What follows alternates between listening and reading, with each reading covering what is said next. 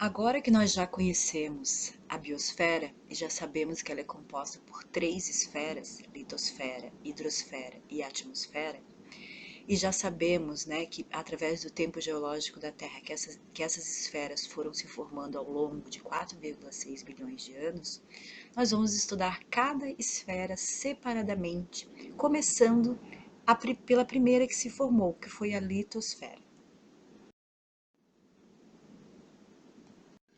Bom, para a gente entender por que existem grandes cadeias de montanhas, por que acontecem terremotos e maremotos, por que eu tenho diferentes formas de relevo, algumas dessas questões elas têm relação direta com a estrutura interna da Terra, que nós já estudamos na atividade 8.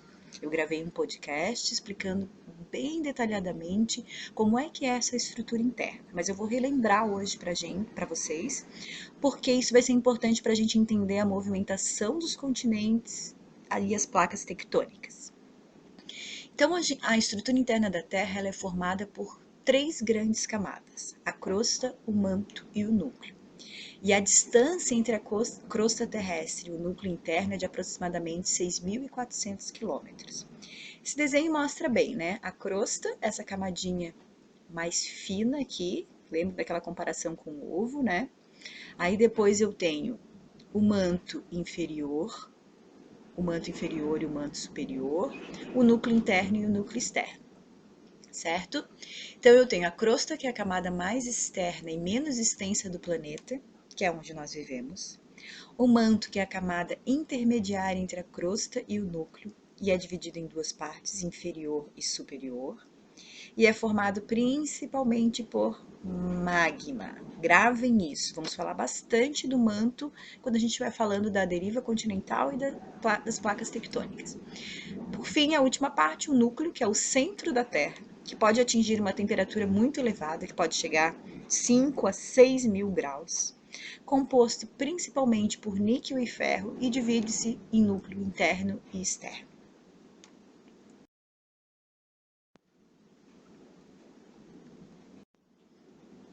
Existem 2 teorias sobre a formação dos continentes.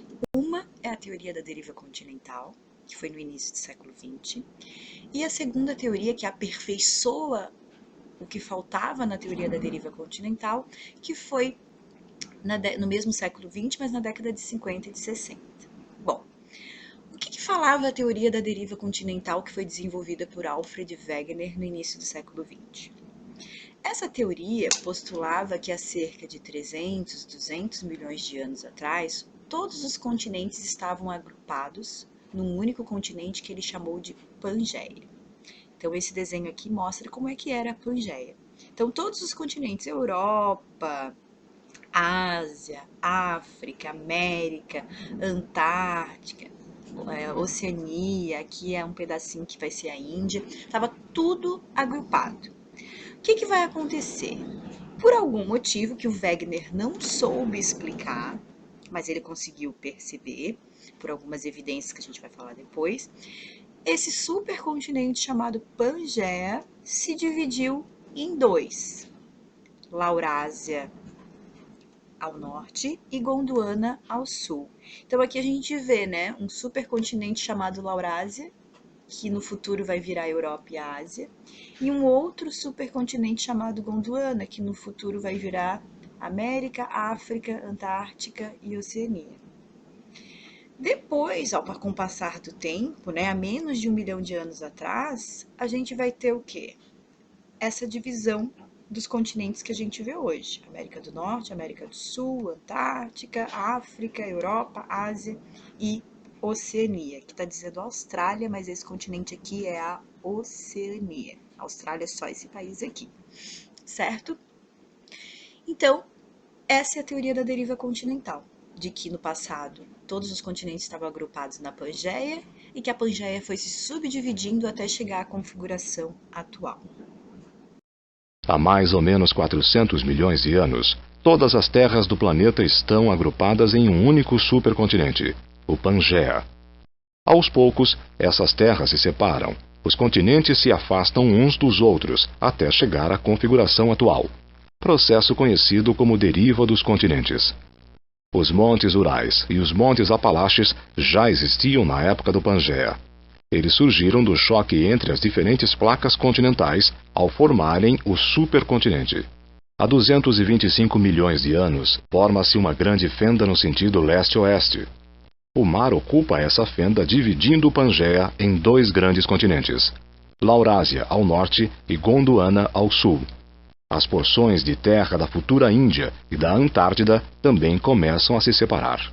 Há cerca de 180 milhões de anos, a América do Sul separa-se da África, e ao norte, a América do Norte vai desligando-se da Laurásia. A Índia começa seu percurso em direção à Ásia. Há 100 milhões de anos, a América do Sul desliga-se completamente da África. A Groenlândia começa a se separar da Europa, e a América do Norte se afasta da massa de terra eurasiana. A Índia choca-se com a Ásia há cerca de 60 milhões de anos. Atualmente, a deriva dos continentes continua. A América do Sul segue afastando-se da África, e o Atlântico Sul cresce, em média, 7 centímetros por ano. As montanhas rochosas, a cadeia Atlas, as cordilheiras dos Andes, dos Alpes e do Himalaia são testemunhas desse processo. Elas são dobras na superfície terrestre provocadas pelo choque entre as placas oceânicas e continentais durante seu deslocamento.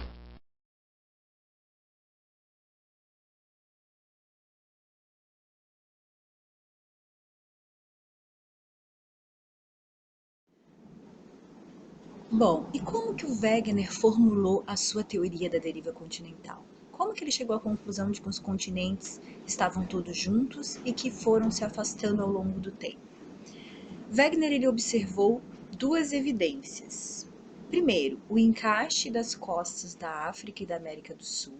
Ele observou nos mapas que o contorno da África e da América do Sul se encaixavam perfeitamente. E isso deu a ideia de que no passado eles poderiam ter estado juntos.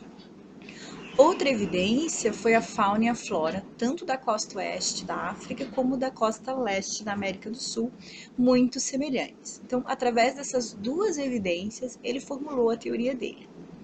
Só que a teoria do Wegener, ela tinha uma inconsistência. Por quê? Porque ela não oferecia resposta para o seguinte questionamento: do como e por que os continentes se movem. Por que os continentes estavam antigamente juntos num único continente chamado Pangeia, que foi se subdividindo até surgir os 6 continentes que a gente conhece atualmente.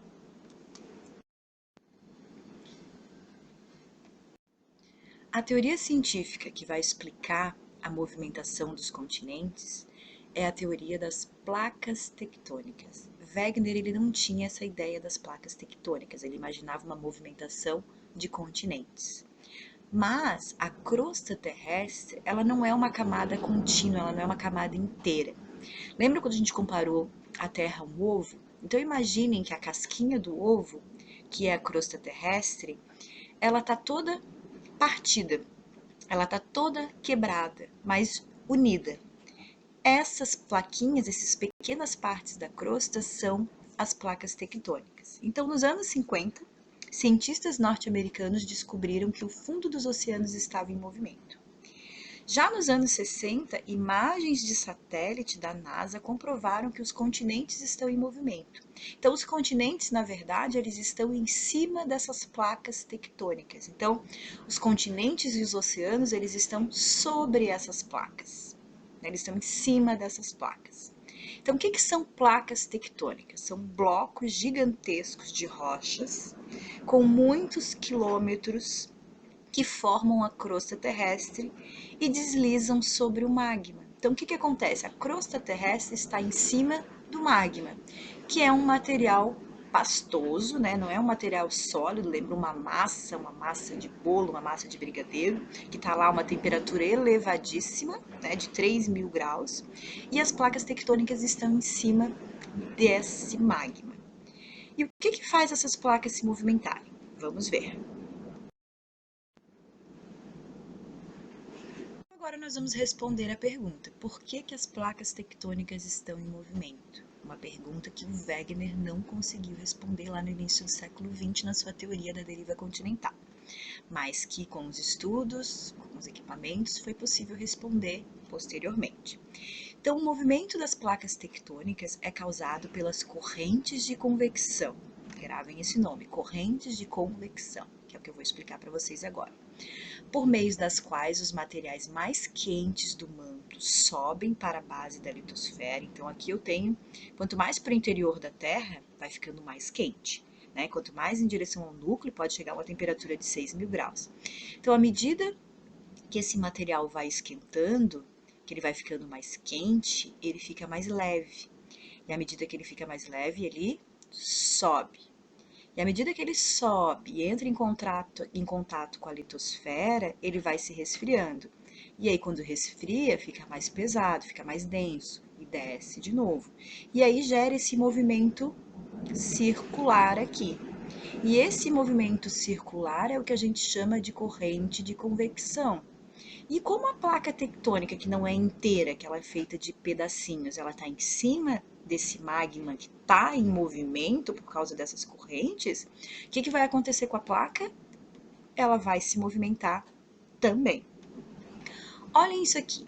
Essa animação que eu botei aqui do lado, ó, ela tá como se fosse um fluido aqui, como se fosse uma água. E aqui eu estou aquecendo essa água. À medida que eu vou aquecendo essa água, a parte que está mais próxima aqui do fogo vai ficar mais quente. Se ela fica mais quente, ela fica menos densa. Né? E se ela fica menos densa, ela vai começar a subir. Quando ela chega mais na superfície, ela fica mais fria, menos quente, e ela vai descer e vai formar essas correntes de convecção. Isso a gente pode perceber em casa. Quando a gente coloca alguma coisa, né, uma panela com água para ferver, se vocês fizerem essa experiência, coloca um ovo para cozinhar na água. O que vai acontecer com aquele ovo? À medida que a água começa a ferver, o ovo ele começa a se movimentar. Coloquei uma batatinha lá para cozinhar, né? Vou lá olhar a panela da mãe, o arroz, o feijão. Tudo que eu colocar para ferver, ele vai gerar um movimento. Por quê? Por causa das correntes de convecção.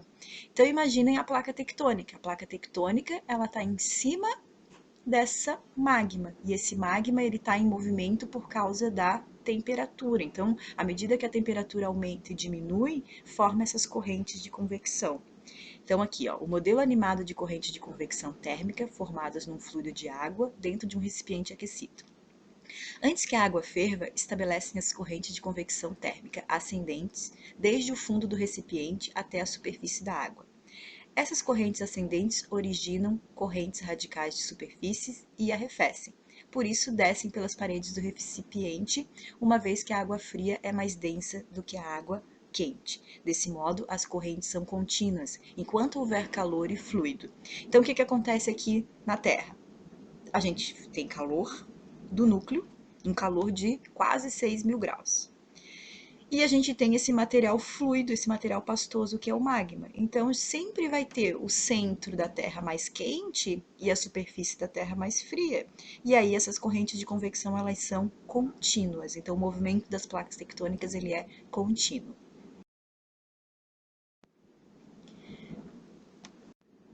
O movimento das placas tectônicas, ele é contínuo e ele tem 3 tipos de movimento, que vão ser muito importantes, porque cada movimento de placa tectônica gera um resultado. Pode gerar uma falha, pode gerar uma cadeia de montanha, pode provocar um terremoto ou um maremoto. Então, são 3 tipos de movimento. Os terremotos são resultados da interação das placas. Então, vamos lá. Placas convergentes. O movimento quando as placas aqui, ó, vai uma em direção à outra, ou seja, as placas se chocam. Quando as placas convergem, quando elas vão uma em direção à outra, uma delas mergulha sobre a outra. A convergência pode transformar significativamente o relevo, que a gente vai ver na próxima atividade, na próxima aula. Isso ocorre, por exemplo, na Cordilheira dos Andes, onde a placa sul-americana se sobrepõe à placa de Nazca. Então, uma placa mais forte, mais rígida, ela vai se sobrepor, ela vai empurrar uma outra placa e vai formar um dobramento, as placas vão como se elas fossem se amassar. Então, aqui, quando a placa se choca, uma vai em direção à outra, olhem a setinha aqui, pode formar uma grande cadeia de montanhas, como é a Cordilheira dos Andes, como é o Himalaia, que a gente vai ver depois. Placas divergentes, o que acontece aqui? Ó? Agora é o contrário, aqui elas estão se chocando, aqui elas estão indo, se afastando uma da outra. Elas não estão indo na mesma direção, elas estão se afastando. O que pode acontecer quando uma placa se afasta? Ó, quando as placas se afastam uma da outra, são chamadas de divergentes. É o que ocorre, por exemplo, com a placa sul-americana e a africana no Oceano Atlântico. Ou seja, lembra que a gente viu ali naquela animação que a América, ela está se separando, ela estava junto com o continente africano, as placas estavam juntas, se separou. E esse movimento ele é contínuo. Então, a cada ano, a gente viu que aumenta essa separação em 7 centímetros. E o que surgiu ali? Surgiu uma cadeia meso-oceânica. No meio do oceano é como se tivesse uma lombada, que a gente chama de cadeia meso-oceânica, que a gente vai falar bem detalhadamente disso na próxima aula. Também existe um movimento transformante, que é esse aqui, ó. Quando as placas se encostam, uma vai para um lado e a outra vai para o outro. As placas se deslocam lateralmente. E o atrito entre elas causa grandes terremotos. E um grande exemplo que dá para ver, é a falha de San Andreas, que dá para ver até do espaço, que fica na Califórnia, que é uma falha, como se fosse uma rachadura na crosta terrestre. Certo? Bom, finalizamos essa aula. Vocês vão ter uma atividade relacionada a tudo que vocês aprenderam nessa aula. É só vocês clicarem ali no formulário e responder as atividades e enviar. Na próxima atividade, nós vamos continuar falando desse assunto. E aí nós vamos falar das formas de relevo. Fiquem bem e fiquem em casa.